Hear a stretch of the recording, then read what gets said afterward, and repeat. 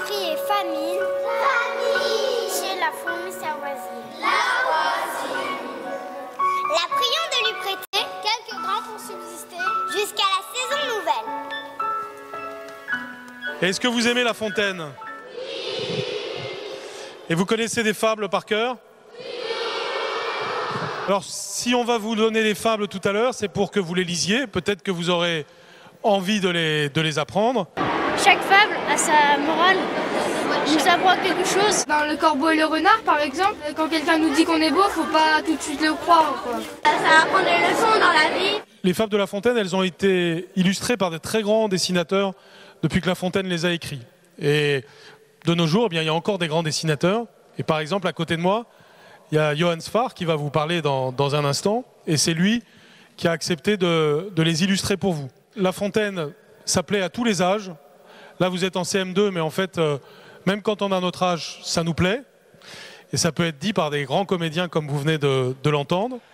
Un loup n'avait que les os et la peau, tant les chiens faisaient bonne garde. Ce loup rencontre un dogue aussi puissant que beau, gras, poli, qui s'était fourvoyé par mégarde. L'attaquer, le mettre en quartier, Sire Loup lui fait volontiers, mais il fallait livrer bataille. Et pour ma fable, voici le sens moral qui peut y convenir. La raison du plus fort est toujours la meilleure. Est-ce que c'est pas difficile pour les enfants de CM2, la langue de Jean de La Fontaine? Mais absolument pas, parce que c'est passionnant, parce que c'est drôle. Donc ce véhicule qu'est le langage, s'il amène un contenu satisfaisant, jouissif même du point de vue musical, c'est pas difficile.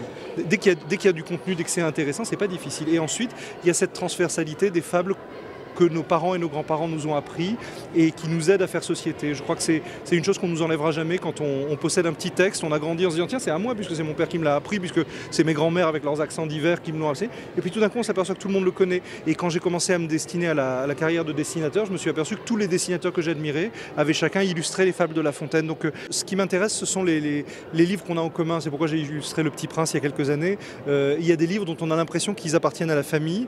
Et à un moment où tout le monde est excité par les questions identitaires, religieuses, territoriales, moi j'aime bien répondre avec le linguistique. L'identité linguistique, c'est quelque chose de passionnant parce qu'on peut les accumuler. On a le droit de parler plusieurs langues et on est de toutes les langues qu'on connaît. Donc moi je suis pour les terroirs s'ils ne sont pas exclusifs.